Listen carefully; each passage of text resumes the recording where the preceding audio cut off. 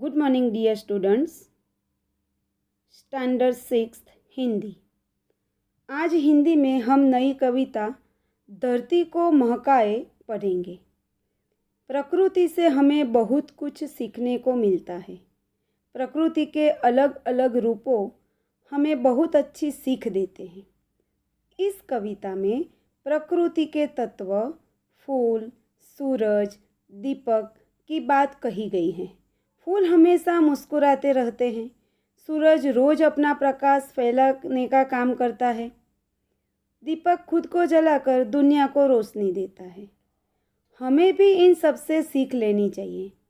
किसी भी परिस्थिति में प्रसन्नता से अपना कार्य करना चाहिए और अपने अच्छे एवं सच्चे कार्य से धरती को सुंदर बनाने का प्रयत्न करना चाहिए।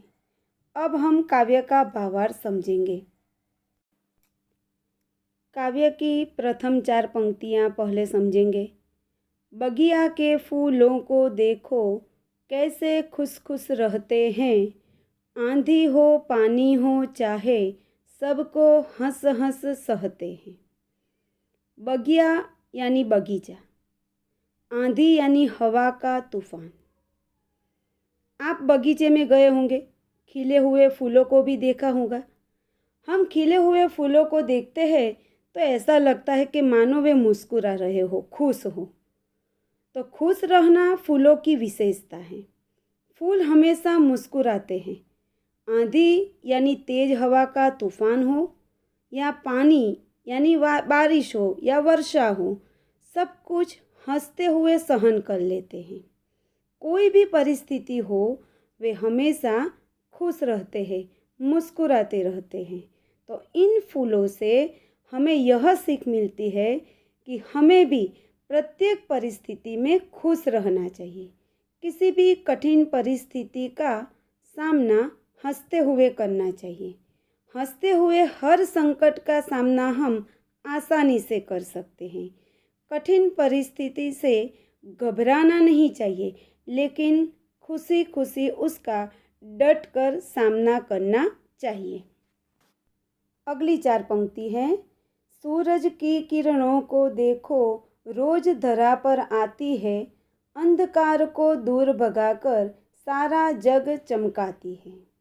धरा यानी धरती, रोज यानी प्रतिदिन, हर रोज, सारा यानी संपूर्ण, जग यानी जगत। तो इसका भावार्थ है कि सूर्य का उदय पूर्व दिशा में होता है।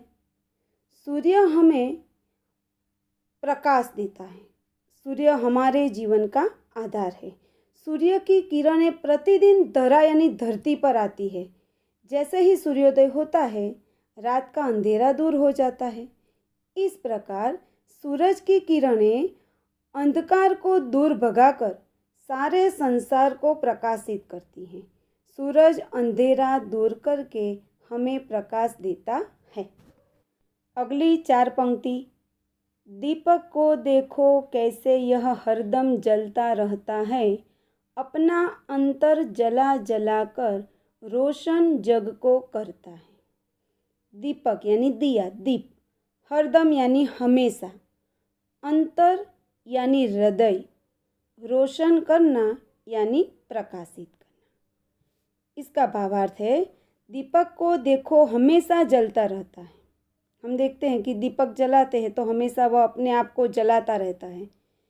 दीपक स्वयं को जलाकर जग को रोशन करता है, हमें प्रकाश देता है।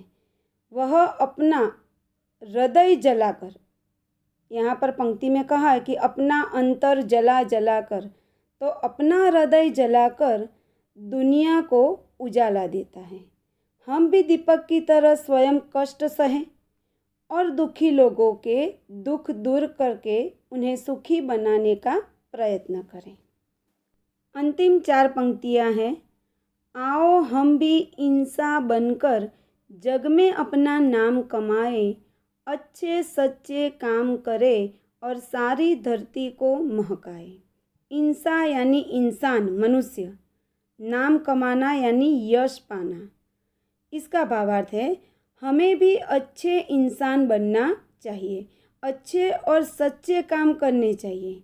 हम सच्चाई का व्यवहार और अच्छे काम करके जग में अपना नाम कमा सकते हैं, यश प्राप्त कर सकते हैं। जग में यश प्राप्त करने के लिए हमें हमेशा सच्चाई के मार्ग पर चलना चाहिए। धरती को स्वच्छ और सुंदर बनाने के लिए हमें अपना सहयोग देना चाहिए।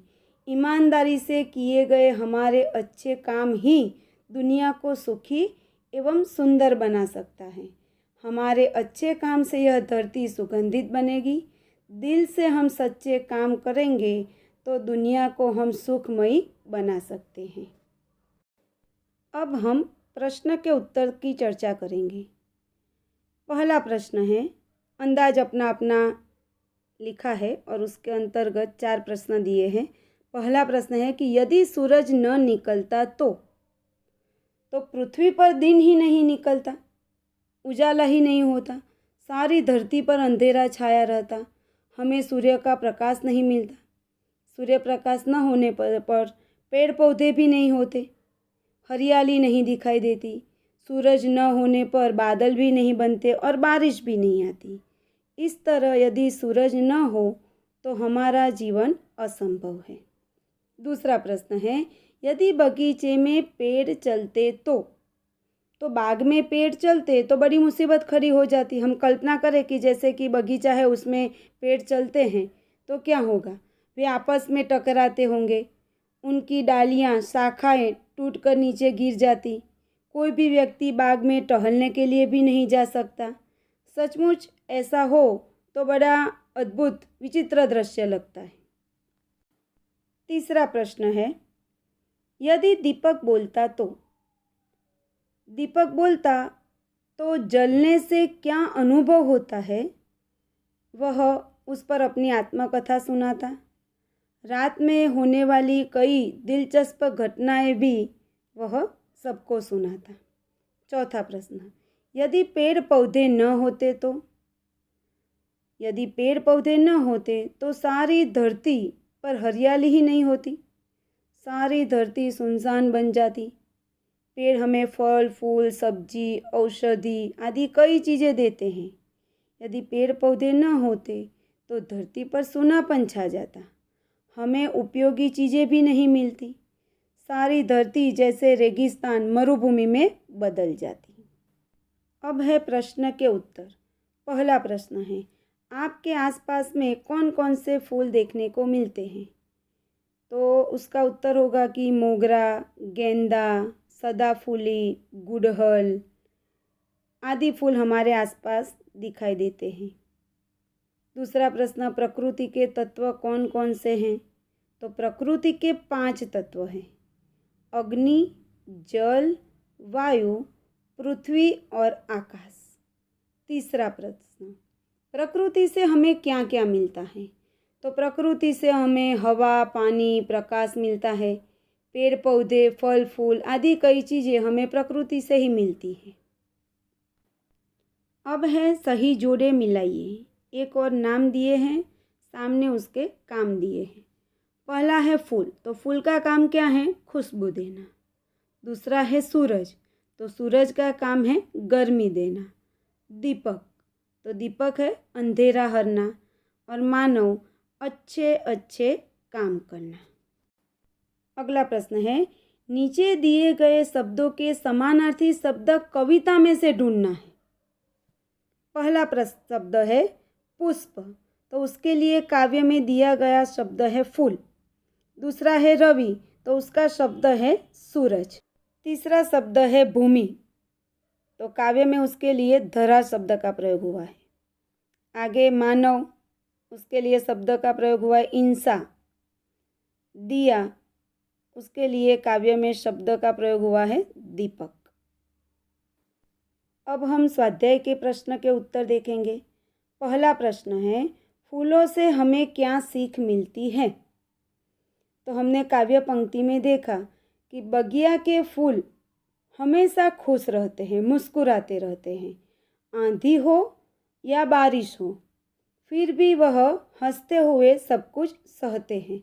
तो इन फूलों से हमें यह सीख मिलती है कि हमें भी हर परिस्थिति में खुश रहना चाहिए, मुसीबत का सामना हंसते हंसते करना चाहिए। दूसरा प्रश्न, सूरज की किरणें क्या करती हैं? तो सूरज की किरणें रोज धरा यानी धरती पर आती है, अंधकार को दूर भगाकर सारे संसार को, सारे जग को प्रकाशित करती हैं। तीसरा प्रश्न, दीपक जग को कैसे रोशन करता है? तो दीपक हरदम जलता रहता है। दीपक अपने अंतर को, अपने हृदय को जला जलाकर जग को रोशन करता है। चौथा प्रश्न, धरती को स्वच्छ और सुंदर बनाने के लिए आप क्या करेंगे? तो धरती को स्वच्छ बनाने के लिए हम जहाँ तहाँ कूड़ा नहीं डालेंगे, कूड़े को कूड़ेदान में ही डालेंगे। धरती को सुंदर बनाने के लिए जगह जगह पर पेड़ पौधे लगाएंगे, पौधे पर फूल खिलेंगे जिससे धरती सुंदर लगेगी। बाग बगीचों में पेड़ पौधे लगाने की प्रवृत्ति में भी अपना सहयोग देंगे। इस प्रकार धरती को स्वच्छ और सुंदर बनाने के लिए हम हर एक प्रयास करेंगे। पांचवा प्रश्न, जग में नाम कमाने के लिए हमें क्या करना चाहिए? तो जग में नाम कमाने के लिए हमें अच्छे और सच्चे काम करने चाहिए। गरीब एवं दुखी या पीड़ित लोगों की सहायता करनी चाहिए। काव्य का भावार्थ आपने समझ लिया है। इसके प्रश्न के उत्तर की चर्चा भी हमने कर ली है, जिसकी PDF आपको मिलेगी, जिसे सुंदर अक्षर में CW में लिखना है। Thank you.